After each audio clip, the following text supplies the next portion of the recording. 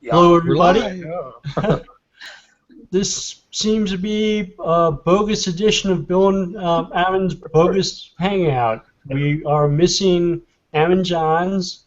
Hopefully, we'll find out what happened to him. We have a number of guests. Kristin Drysdale and Terry are joining me this morning. And we've got Fabrizio and John Moore.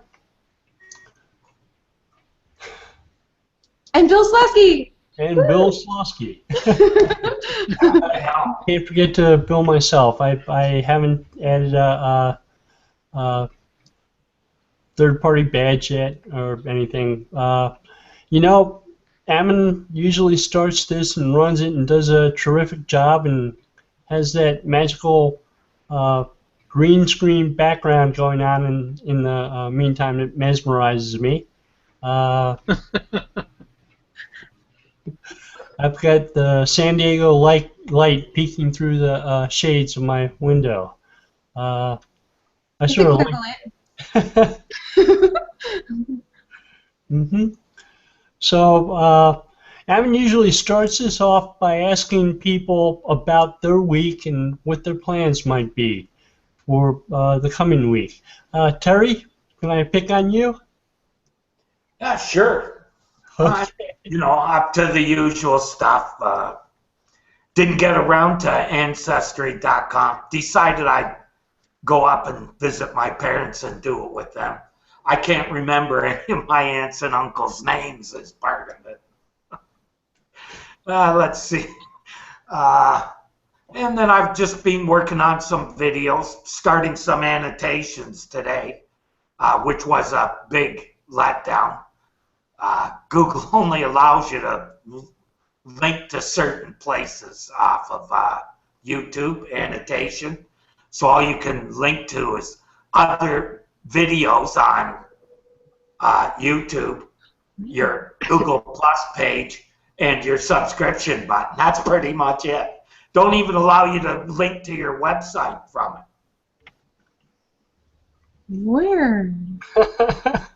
Yeah, it's pretty weird. I couldn't believe it. I guess it's because I guess you could put an ad and link to a website and charge people for it. I'm thinking that's why it is. Yeah, that's pretty smart. It does sound a little bit limited, but Yeah, I very think limited. Considering I only wanted to link to my social channels, right? And all you could link to was Google Plus.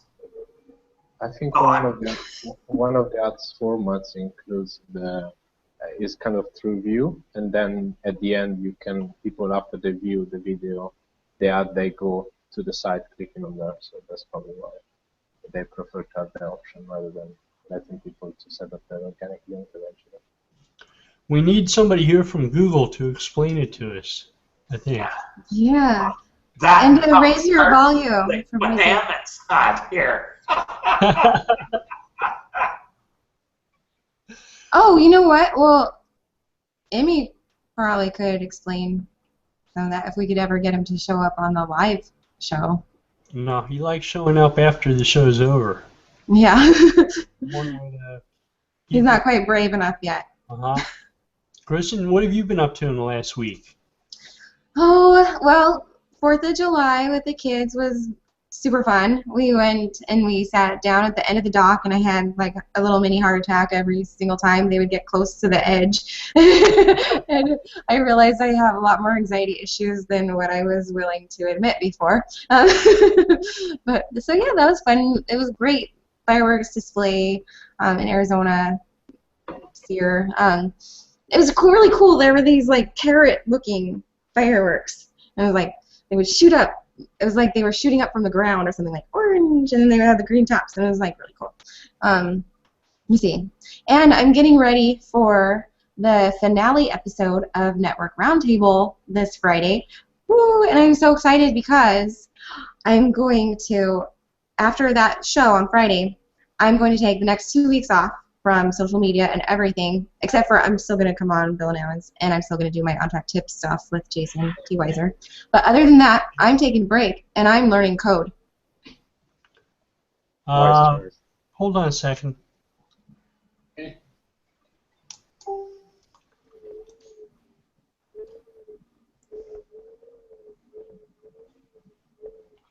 I'm in the middle of an on-air hangout. I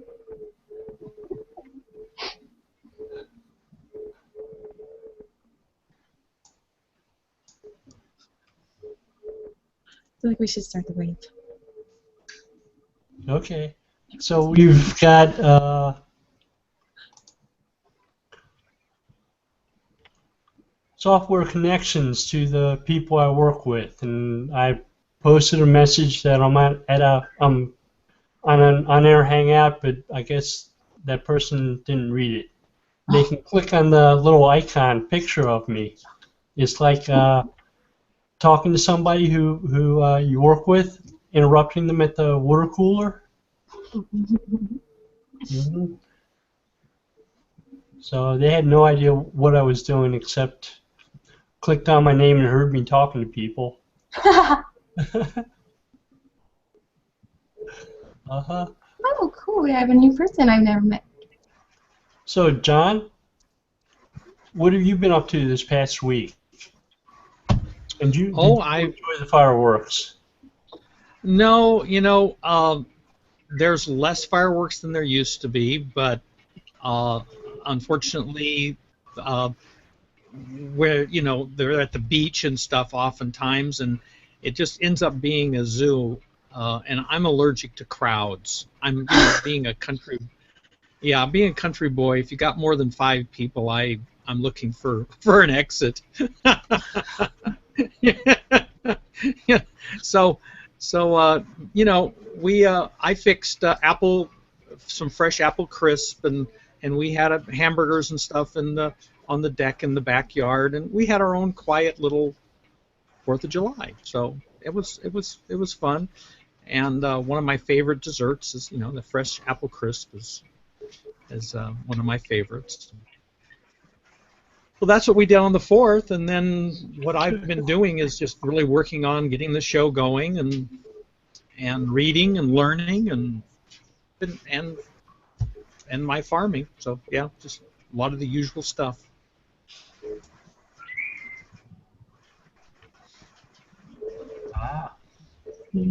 Fabrizio? Hello? What have you been up to? Yeah, in the past few days, well, I worked for on medical and pharmaceutical search results in particular, on mainly 2 aspects. The first one, when it comes to patients, Google has been working on a pretty funny knowledge graph on that sense, so they can provide for just basic knowledge, like, for example, if you search like stuff like breast cancer, they can tell you what age people are usually affected, genders. They can tell symptoms and treatments. And something funny that, because for one of our clients we were looking at this particular kind of term, we have found that when it comes to this knowledge graph for medical term, Google says that they combine search algorithm, but they also have medical professionals that evaluate this kind of knowledge graph, and in particular they pull out information from only few sources, like WebMD, Mayo Clinic, and so on. So this has been figuring out in search results where we can compete eventually, because this knowledge panel is taking quite a lot. And the second is on when it comes to medical terms and targeting healthcare professional, because these people, they tend not to search in the same way patients are searching, so it's more niche technical term. And initially we have been through an exercise of categorizing Google Scholar to find out where the citation and most of their interest is. But now Google Scholar has launched like a new, it's a sort of Google trend called Scholar Metrics that allows to basically find out what publication, and that is not just for medical, it's like legal, publication, engineering, and so on, what is trending right now. So we're trying to figure out what is working to then build content and to basically back up the content on the site. So the medical knowledge panel of Google is showing seems to has undergone a lot of change in the past year or so. They seem to have added a lot to it. Yeah, and something funny, but not so much. For some particular, like if someone is searching for a cream that is fixing, a cream for acne in particular, some of these queries have got a knowledge box and is even linking to e-commerce pages. So there's an e-commerce page directly appearing on that one in the knowledge box, which is kind of quite taking quite a lot of space and is not just medical information, but is also pulling in into the knowledge box commercial pages.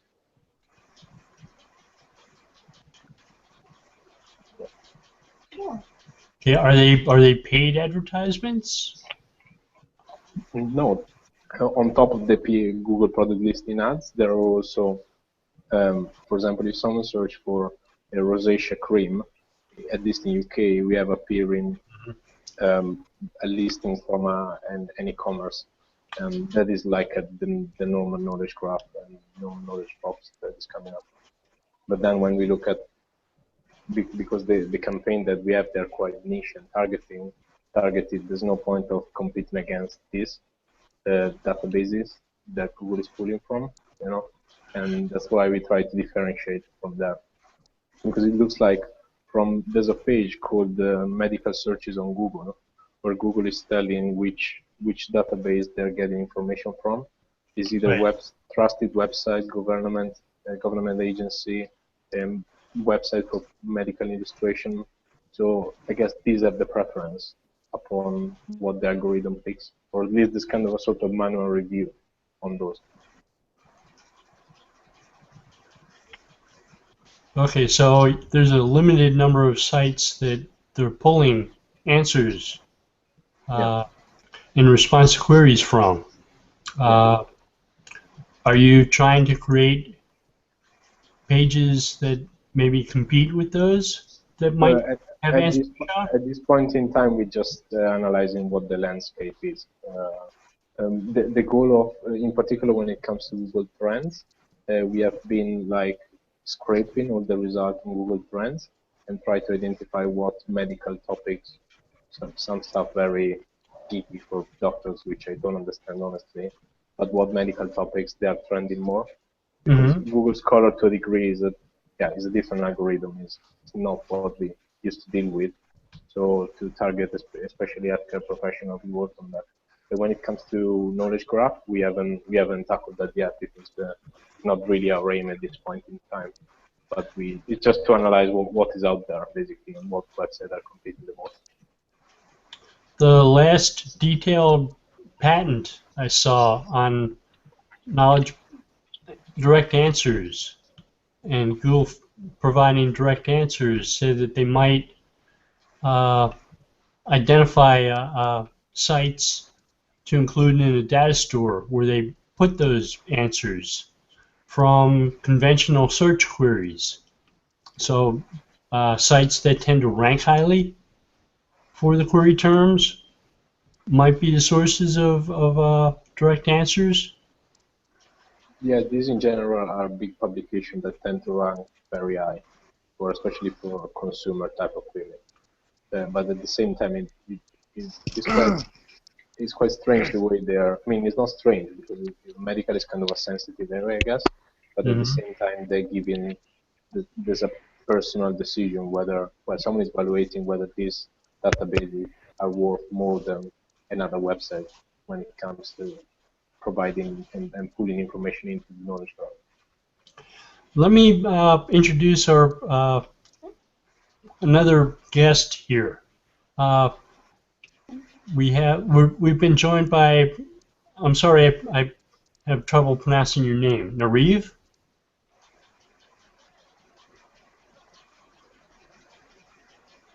Niraj? Yeah. Would you introduce yourself and tell us a little bit more about you and what you've been up to for the past week or so? Sure. Are you getting my voice? Yes, I hear you. Okay. Actually, I have been following Bill Slawski for a long time. Oh, no. So this time it was a hangout. I just thought let us join this hangout, and I am also working in SEO.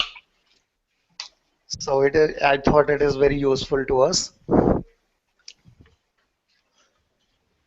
So regarding this knowledge graph, what I experienced in last 2 months was that if I would enter my company CEO name, the Google would fetch the information of some other the very same name person who was not related to him, but Google would always get the information from that page, and I really do not have any idea about how to change that information. Okay. So if you could help, I would surely be feeling very good. I'm not sure how much we can be helpful in terms of interpreting what Google's doing with knowledge panels. It's a fairly complicated thing. One of the things they try to do is identify from the query that people type in what an entity might be that's related to that query. Bill, if I tell you that exact query, are you able to find it out from Google? I would guess that you could look around places like Wikipedia, Freebase, and other knowledge panels and see if they're pulling the person that they're showing information about from there. It is getting the information from Wikipedia. It may be. That's one of the knowledge bases that Google sometimes looks at. Same with Freebase.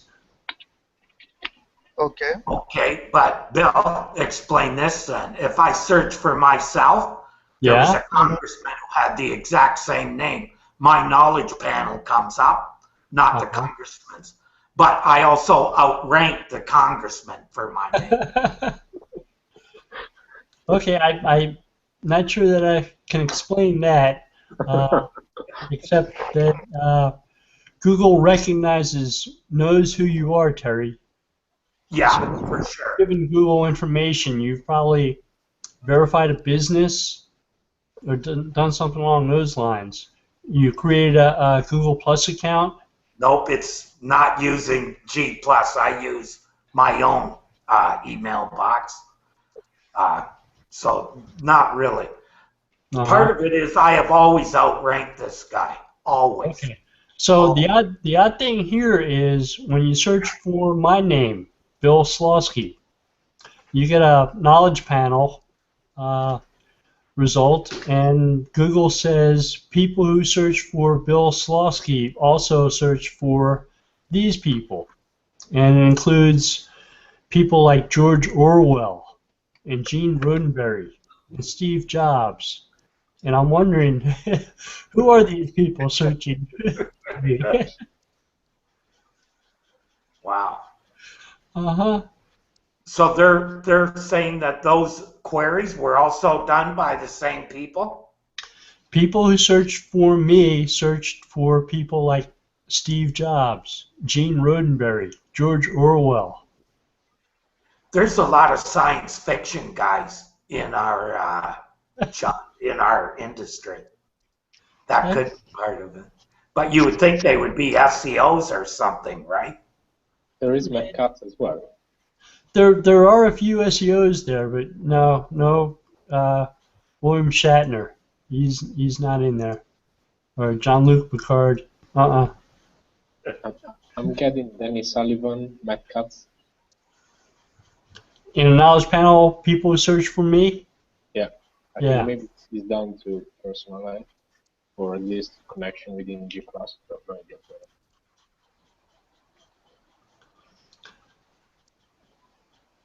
Yeah, it's sort of like the LinkedIn list of people. It shows you a list of people who people search for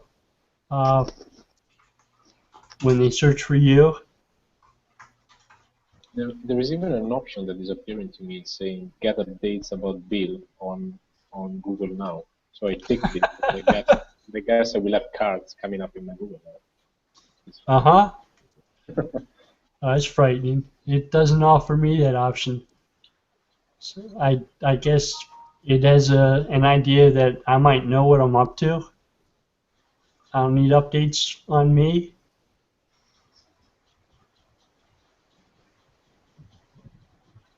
I don't know. Okay, so John? John? I have unmute myself. Weekly thing. I was wondering. Your meetup is Monday? Yes. Yes. The meetup is Monday, and we're going to have a great panel. We're going to have Stefan Hovnavian, Maana Stephenson, and David Kucher with Gina and I and Marilyn, and we're going to talk about making your business more web centric. You know, what a stellar cast! Oh yeah, it's going to be awesome. I'm looking forward to how that's all going to turn out. It's going to be an interesting topic. Trying to kind of look at your website and your web presence from a holistic point of view, and your business and bringing that into the web more, and encouraging people to think about that larger view of their business and how that interacts with the web and social and the whole environment, and start thinking of it as an environment that they engage in from many different touch points, rather than what we've seen in the past where everybody dives into one thing. Let's do just social, or let's do just email marketing, and then I think sometimes, depending on the business, they find that it doesn't always get them where they want to go because they've narrowed themselves so much. Yeah, it's like trying to put a puzzle together and you don't have all the pieces, right? Yeah, kind of. I mean, my sense, and you guys can correct me or add your own feel, is my sense that Google is looking at things on a more holistic point of view in terms of who you are and what you're doing and how you're interacting. So there is more of a holistic view going on in terms of how Google looks at you and makes you visible, and that's how we interact with people. When we look at people, we don't just look at a narrow view of them. We look at them from many different angles, and I think it's bringing that feeling in the way you're marketing your business. Yeah, that's so good. Because, I mean, just when you meet someone, if they're all about one thing, then it's easier to just put them in this little category, and it's like, oh, you don't want to talk to this person about that because they're just only about this. But if you know that someone's well-rounded, then they get put in this other person category. They're a person in your head. They're not just a thing or an interest or something. I mean, everything that I've read, with semantic search, I mean, it really does. Google really takes a look at that, and if you're just posting about one thing, they're more likely to flag you for being a bot or something. I responded to a thread at Moz.com recently. It was, and Rand Fishkin wrote something about having your business being seen as a brand, and that if you act like a brand, you may be recognized as a brand by Google, which would be a positive thing. It would help you maybe rank a little bit higher, be a little bit more authoritative. And I wrote a comment along the lines of, search engineers don't usually talk about businesses as brands. Right.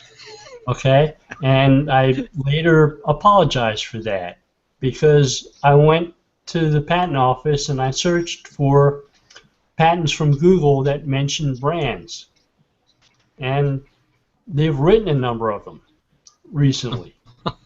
It surprised me. I hadn't seen that before. But Google is actually looking for the type of diversity of opinions, the mindset that makes up a brand, the things that people recognize as being positive about brands. and how they present themselves and how they, are identified in different ways. And that surprised me a little bit, but I went over to Moz and I apologized and said, okay, that's not the case anymore. Google does care about how your business is identified, and they're looking at a lot more signals than they used to. And some of those are signals that look like they're brands. So one of the things I really liked about the meetup that you held, John, that I attended in person, it was great. Thank you. Was you had a number of business people there who wanted to learn about how to improve their business and how they're perceived on the web, and they asked questions about those types of things. I think the panel was helpful. The focus was on using your website as a business asset. And I think it helps to make your website the center of your activity, but not the whole of your activity. Yeah, that's key. Other things. Yeah, right. Yeah, I just did a post that I posted this morning on, the kind of, my analogy was the forest and the trees being all the different things you do that produce signals to people, to customers, to your audience, to search engines, to all of those signals that you give out, that we all give out, both consciously and unconsciously, and it brings it all together, a forest, a picture, a larger picture of who we are. And that was kind of the analogy I was playing with on that post, is that the forest and the trees kind of thing that we hear a lot. And I was trying to take a twist on that in terms of providing that complex view that gives you this really nice picture of who you are, and that makes, in this case, a forest unique. You walk into a forest, and yes, you recognize individual trees, but there's a uniqueness to it, and that's what makes a business unique. Is that combination of factors, and that creates this wide net that attract more people in the end, because we're not all attracted to the same thing when we meet somebody. There's different things that catch us, and whatever it is that catches us, then we might eventually zero in on what that person's do for a living, and we might then feel like we want to do business with them. So it's a long, winding road, but it can lead to where you want it to lead. So this type of educational element to what you do on the web, it's not part of your business. It's more of a hobby? Well, I think of it as both. I think I do my business better. I do a lot of really deep technical stuff. Like right now I'm working on a project where I'm enhancing an old customer's sales management system. It's web-based, and it's in Java, and it's very geeky code and stuff. But I think that I advise them better on the overall view of how their business is going by having this broader view, because ultimately their system has the ability to point out to the web. That's how I originally designed it when I started it, 15 years ago when I started building it for them. Is the idea was a pointing out web, and just recently we've started talking about opening it up to the ability of their customers to come in and create their own invoice and create their own orders, rather than have to take it on the phone, because this nursery business is rather old-fashioned, and they still do it kind of on the phone and fax. They get fax orders, and a lot of the businesses they're dealing with don't want to do that anymore because they're moving on. And so now, not realizing it, they happen to be sitting on a system that's already designed to do all those things. All they have to do is decide to do it. And they're going, oh, we can do that? And I'm going, yeah, I set it up so you could do that someday. So 10 years ago, I was navigating in that direction. And so now they're in a good position where they can just, without changing their system, open a bunch of doors to the outside world and start doing some of these things.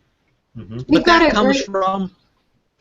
comes from learning and keeping kind of in touch with all the things that are going on. So we've got a great comment from Lee Rickler. He says your website is the town square for your online marketing activities. SEO, Twitter, links, writing articles, etc. should all be the roads leading to it. That's Terry, I've seen on Google Plus messages from you that involve interviews with people talking about developing businesses and business coaching. Yeah. And so on. So you're also involved in this educational aspect of business. Yeah. Well, it's pretty much these days a business center has to be doing that as well. They call it co-working. It's like a shift in these businesses. The one I'm working with presently has been doing business for 30 years. So you've been a co-working space for 30 years? No, that's what I mean. They actually started out as virtual, and now they have office space, had office space for quite a while. But we're working towards a co-working. I kind of talked them into it, like by showing them that's a major trend, right? They were kind of into it, but it also meant that they had to restructure their office space as well to accommodate that. I'll tell you, I was honestly a little bit disappointed. I visited a local coffee shop recently, and I was thinking this would be a nice place to work a few mornings a week. Didn't have Wi-Fi. Yeah. It's like, no, they've taken that option away from me. Yeah. Well, as I've worked with this longer, if I were going to open an office, I would never open a traditional office. I'd use a business center. So much simpler. Growth, your costs, you can really control those costs through the business center because you don't have to rent the exact amount of space you need today and tomorrow, right? You can rent it today. If you grow, you add it tomorrow. And there's no, real long-term contracts, etc. It's a good deal. Plus, you get the boardrooms and whatnot for your customer meetings. Looks a lot more professional than meeting them in a coffee shop, or I would be meeting them at my kitchen table. You know what I mean? So, but I've been using it for a few meetings as well. What I wanted to ask you about was brands, right? Yeah. I've been adding the organization schema to all of my sites, especially the logos and stuff like that. Do you think that helps in that regard as far as getting Google to kind of regard you as a brand? There are other things that you can add to that, like postal address or local address information. Oh, yeah. And if you have a customer service phone number for those businesses, you can use a contact point markup to let people know what the phone number is. Right. I saw that one there. I wasn't sure what. Now I know what that's for. How about when somebody types toll-free number? Could you use that there? Put the toll-free number in there? Yeah, you could. So I type into Google Walmart phone number, and Google will give me the customer service number for the closest Walmart to me. Wow, okay. So somewhere on a site. It's an answer box. Okay. And that's kind of how you get those answer boxes too then, is by supplying answers, right? That's the easiest way to do it. Give people the answers. Give Google the schema markup that provides that information, yeah. Right. If you look at a lot of business listings, look up a business, they might have the contact information, the address, the phone number, right underneath the business name. It's probably because you've done verification with Google. Yeah. But it could also be schema markup postal address information that you've put into the site. That's one way you get if you if you have a knowledge panel that shows up for your business, you can use schema markup to identify your social profiles, and those might show up in that knowledge panel. We had an example where we worked on the social profile. So most of our clients generate the knowledge panel. We added the schema markup for the social profile, but I guess because not all the profile had the same number of followers, and also not all of them were verified in the social. So at the end, despite the schema markup, it picked up only I think G+ and LinkedIn. Yeah, I'm not sure what's wrong with Twitter and they didn't pick up others, Twitter, but they haven't Facebook. verified me. So the only one that shows up when you put my business in is LinkedIn. Yeah, we had the same experience where actually the client was mainly looking forward to have Twitter and Facebook, but despite having the markup, it is not picking up that yet. Yeah. So little we can do. They haven't decided that I'm important enough for them to verify my social profile at Facebook and Twitter. Jeff Bond has posed a pretty interesting little thing here. He says, I'm very mixed on bringing business heavily into the social space. Seems like 24/7 competition versus old school 8 hours on competing at work, insulated by 16 hours rest at home in between. I think that's really interesting. What do you guys think? That he spends too much time on social.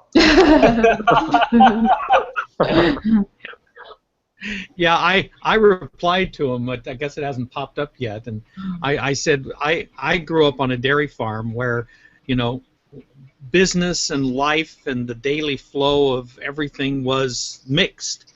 You know, you went out and fed the cows, and you came in and did something else, and then you went back out and milked the cows, and you came back in and you did something else, and then you went off to the store and you came back, and business and life was just interchanged constantly. So that's the way I live. I mean, Me too. I have the farm, I do my coding, I take a break and go read a book.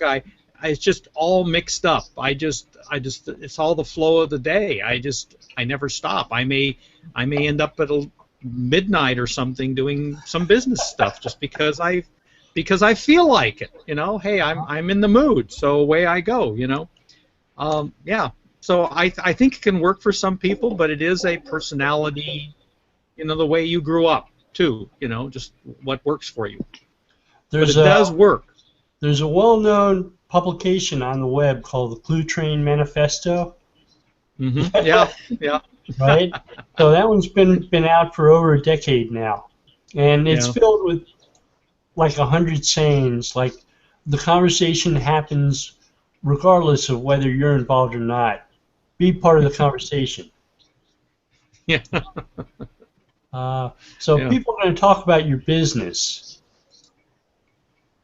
You can ignore it because it doesn't happen between 9 o'clock to 5 o'clock. Or you can look at it as another chance to make some customers happy. Mm-hmm. And yeah, some downtime is probably good.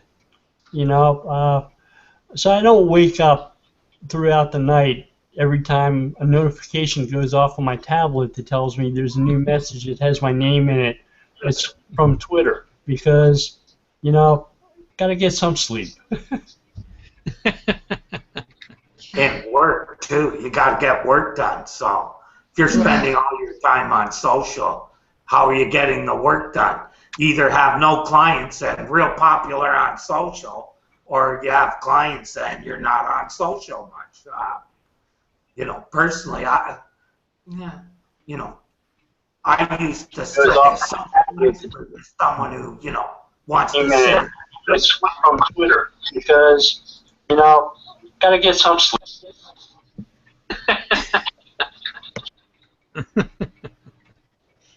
Okay, unmute yourself like when you get that turned on. Yeah, he must have had the show running at the same time he came in. I don't know how many times I've done that. Like, it's so hard to remember to do that when you're joining in like midstream. No. One time Marilyn was in a hangout and she didn't realize she had to hit a window behind the stack, and it was running the hangout. I don't know if you remember that. Yeah. Do you remember that? And there was this echo going on, and I was gone. I wasn't around. I was off doing something. I can't remember. So she's totally freaking out because there's this echo going on, and she didn't know what was going on. And well, that was the time when she was her, on with me and Tina and David and Oleg, wasn't it? It was something like that. I can't remember, but and nobody really clued into it right away. So it took a while to say, oh, check for a window that you're running the hangout. It's become more common knowledge now, but way back in the early hangout days, that was a common mistake people made, and you forget to, oh, I want to go into the hangout, I better turn off where I'm watching the hangout. Right. Well, and like especially if it's your first time or something, you don't even know you're supposed to do that. Yeah, then you can just be like, really, totally like, what am I doing to this thing? I'm ruining everything. I remember feeling like that, anyways. Okay, so we have a new guest, Jeff. Would you unmute yourself and introduce yourself and tell us a little bit more about you? Sure, Bill. Thank you. Jeff Bond. I'm an independent, self-employed person for 25 years. I run a small business. I work for a major firm, but just want to be more in control of my life. It's been a wonderful experience, Bill. But I wanted to come back to, John, I didn't make my point well about the social space. I've been employed for 25 years on my own, so I do relate to work all the time at my house.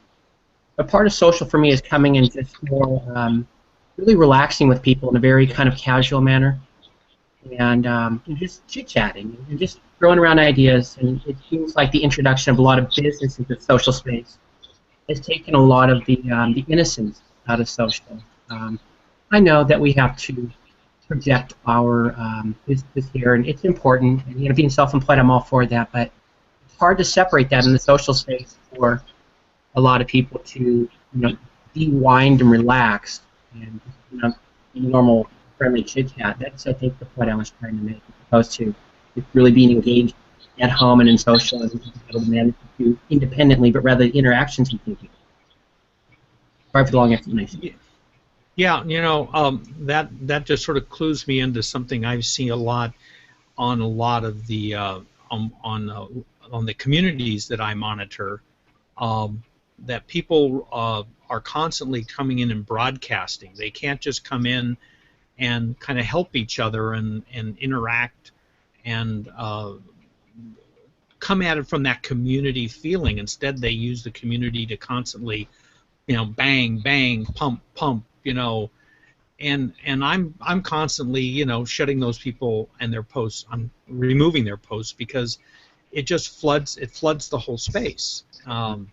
So yeah, there is that intensity that really doesn't get people anywhere. I don't think. I think it ends up becoming negative, and we don't realize. That reminds me of old school social media forums with people coming in and hello. People coming in and posting their URL and leaving, or sometimes tag teaming, where one person shows up, asks a question, and then their compatriot shows up and answers it and solves the problem in front of everybody. Right. Oh, there you go. We haven't. I'm not sure we've seen too much of that on places like Twitter. Maybe I haven't been paying enough attention. You're pretty big on Twitter. Who knows? I think you might have seen it. I put my faith in you. Twitter's pretty much just a broadcast channel now. discovery. I don't think there's much going on there. Not like there was when I first started there 3-4 years back. And before that, I guess it was even more. But now it's pretty much just discovery. That's it. Like I have some conversations with people on Twitter. I meet some new people there. Yeah. Yeah. Some people. I retweet something. I retweet a lot of things during the course of a day that I find interesting. But people stop me and ask me questions, and I look at the questions and I think about them, and sometimes there's a lot of value in providing good answers. or as good as Yeah, but you can put in 142 characters. yeah. Sometimes it's hard, but Give them a link to Google Plus and put the answer there. Well, yeah, I mean, that's kind of how I look at Twitter, like a place where it's going to be linking me to a long-form platform somewhere. I don't think of Twitter as being like the be-all, end-all. I think of it more as like bookmarks. It's like a collection of bookmarks. That's how I use it, and that's how I like to look at what I read there. I think that's pretty astute, Kristin, and maybe that's part of the issue with Google Plus. It's such a rich platform with video and Hangouts and text and images, and it gives us so much to work with.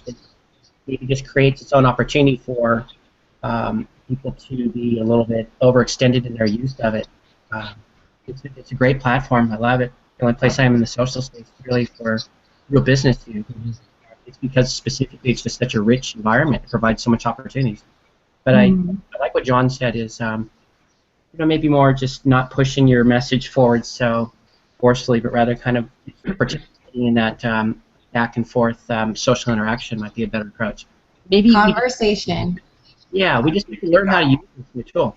Got to kind of pick the channels that work for your niche. And if they don't spend a lot of time there. Or you could easily spend your whole day just on social, like the guy said, because there's Facebook, Pinterest, Google Instagram. Plus. It's endless. Well, where do you go to learn as a web professional? The stuff that you practice on a daily basis. I turn to patents and my blog and Google, have discussions with people like Fabrizio on Google Plus.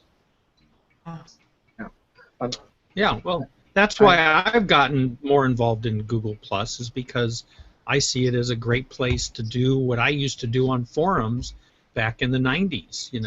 Forums and news groups. Those have kind of, become less involved and less used. And I was really glad to see Google Plus come on this way, because for me, I meet a lot of people. I get to hear their views on different things, which enriches my view on it and makes me better at providing solutions to the people I talk to, because I have become a wider, richer view on it.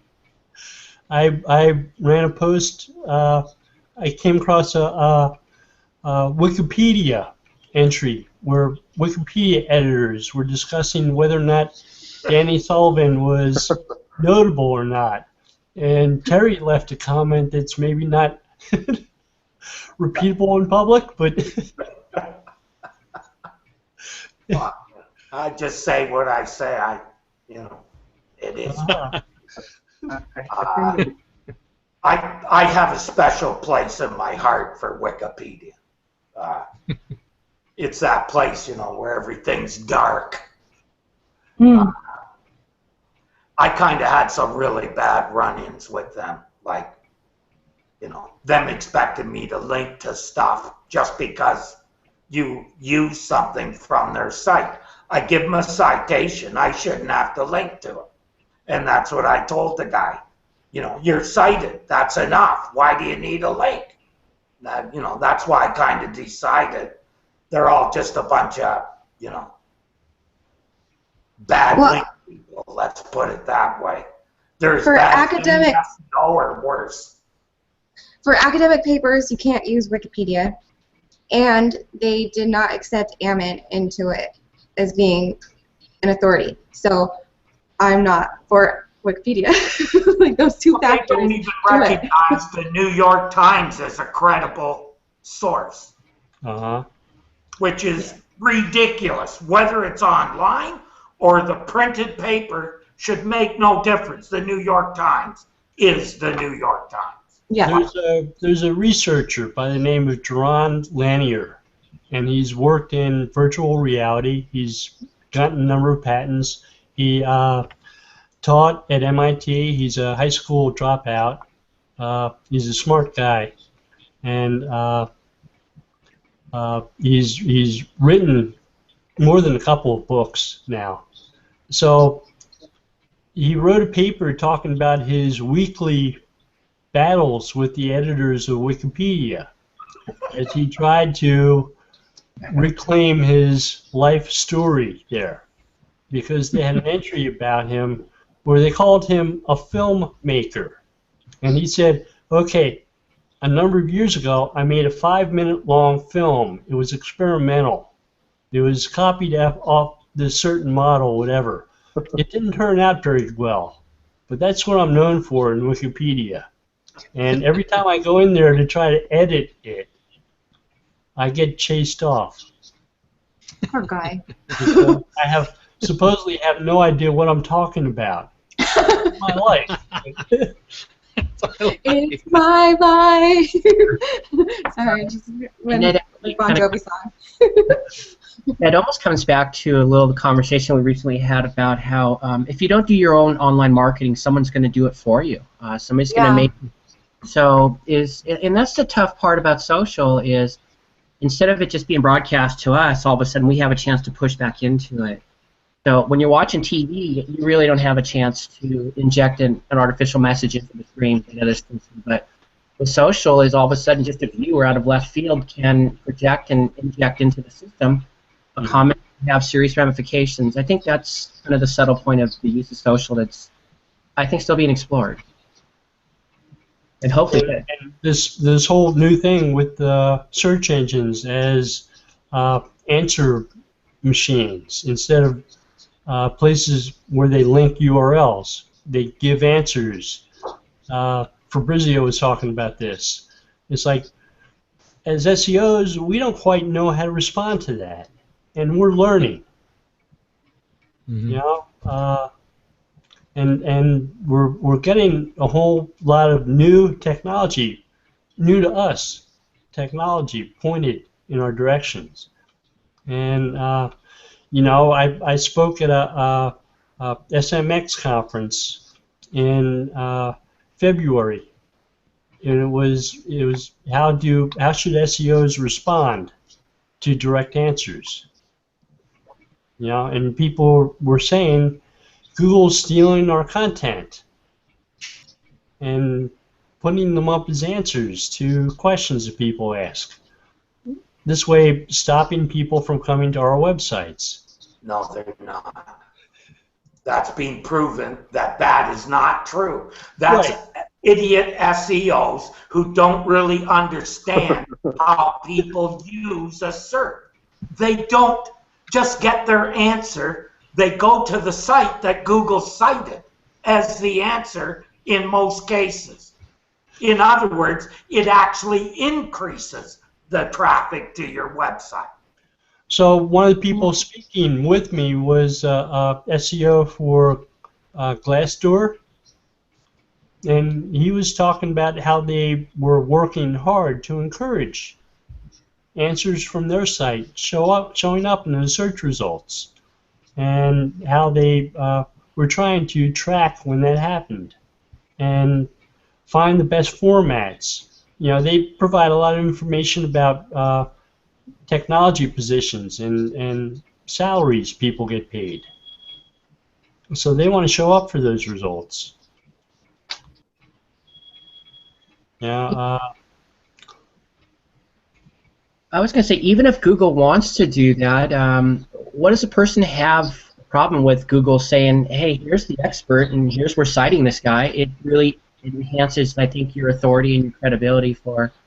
There's nothing better in my mind than Google saying, here's the expert and pointing to me. I love that idea. It comes back to, for a long time, SEOs and webmasters has insisted that everybody go to their website. They're still stuck in that mindset. They don't realize you have to be where people and engage people where they want to engage you. Trying to drive people to a website is only going to drive them away. They're still trying to get the clicks. Well, they don't understand that you can sell outside of your website. You have to be a little more roundabout, and you have to actually provide stuff of value, right? You know, but I just don't understand this. I want everybody to come to my website. No, I'll put the form right on Facebook because that's where people want to fill it out. You know, they if they want information, they'll go to your website. But if they just want to fill out a form, let them do it on Facebook. It's not going to hurt. It'll probably increase the conversions of that form or the amount of forms you get. So we're sort of running down on time. We're almost out. Can we go around once and have everybody give a closing thought? And Terry, I liked where you were going with that one. Could you? Well, I just think that, you know, Google is changing. The whole web is, you know, in the last 2 or 3 years, is changing. Like, compared to when I come on in, you know, the mid-90s, it's like night and day. You know, they used to call it the super highway. It was actually a path, and no one really realized that until now. Now it's a super highway. Back then it was a, you know, we were the pioneers blazing a trail. That's my thought, Bill. Oh, thank you. Kristin? I'm gonna go with what Terry was saying about path. Everywhere that we go, it is a path to knowledge, and it's up to us what we do with it. Are we going to be responsible, or are we going to try to use it to benefit us in some selfish way? And I like to think that everyone here is enlightened enough to desire to do something responsible with it, and I really appreciate this time that we spend every week together. Thank you. John? Yeah, well, I think that so often we're so busy trying to and desperate to drive our businesses that we forget that businesses came way back in, you know, early days from people meeting in a bazaar and talking and getting to know each other, and that community allowed people to then feel comfortable about doing business. And we went through a period of time, you know, industrial age and everything, where we separated ourselves and it became more impersonal. And I think we're trying to get back to that through all of our new technology, and I think it's really great. I think we're getting back to that bizarre feeling of and community feeling, and we're going to be better able to serve our customers because we're going to have a better sense of what they are, and they're going to better trust us as providers because they're not going to be suspicious of us, that we're just trying to take advantage of them or grab their money, that we're really trying to help. And so that feeling, that reciprocal feeling, is going to create a better atmosphere for business. I just hope it turns out that way, but I see signs that make me hopeful. I do too. I do too. Jeff? Wow, Kristin and all three of you really hit on my thoughts. I think that this golden rule idea has to come back into play in the social space. And I'm guilty of it probably more than anybody. I have very strong opinions. And at first, I just felt that forcing upon other people was the appropriate approach because that was right. And then, of course, you meet some really intelligent people online and you realize that your right is all of a sudden 180 degrees wrong. So, I'm opening up my mind a lot to be more receptive to the ideas that differ from my own. And I believe that, like everybody says, it really enriches my position, and it allows me to just have a more global and worldview. And I think it's just an awkward growing pains right now, where our legs are stretching faster than right now than our bodies can handle in our minds. I'm very optimistic, and these kinds of conversations are exactly the things I think that we should celebrate. Agree. Fabrizio? Yeah, I think that very much on the community point. I think that's where, because yes, the people and business try to provide answers to problems that people have on social media, but no matter how much I may know people, I generally don't trust them because I've probably seen their tweet once and so on. But the feeling that there was back in time within communities is that people were really were logging into that forum, into that community, knowing what they were going to find. So the answer they were finding there was way different from the answer they can find right now from a business that is just broadcasting info on social media. And to that degree, Google Plus is very helpful because it pulled back a little bit more of the community style. I remember even back in time, I was a kid managing online gaming community. People had to introduce themselves into the community. So we know what we were dealing with. We knew what kind of topic these people could have been brought into. Whether now, every personal aspect connected to it.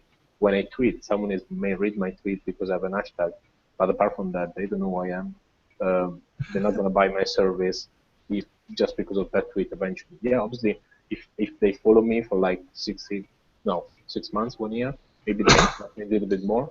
But that's the way where I think being more personal could help business, because business at the end of the day they can sell if people trust them, not just tweet. Now you remind me. I've been revisiting a forum that I sort of grew up on the web on a decade ago or so. I was an administrator for a SEO usability design forum, and it's where I learned a lot about working with people with their websites. We had a forum called the Website Hospital, where people would bring their site and ask questions about it and solicit advice on directions to go. We had the guy who started the website Plenty of Fish brought his site there, and I think the first 10 responses really quickly was to get rid of the really terrible dolphin background he had on the website. He did that. Fortunately, he was a pretty good programmer, and the site people responded well to his website. But just a chance to provide all that help to other people was really helpful to me in my career, and it gave me a chance to do that for a living. Just meeting people in a situation like that. It was a social setting. It wasn't Twitter or Facebook or all that. It was very different. It was more of an old school type social setting. But a lot of those forums, those old SEO forums, are sort of gone. But some of them are still around, and it was fun dropping by this one and leaving some responses and talking to some people I hadn't talked to in a few years. That was a nice feeling. Mm-hmm. Chance to maybe catch up a little bit. Would you ever drop by Create a Site again? That's where I left comments. Yeah.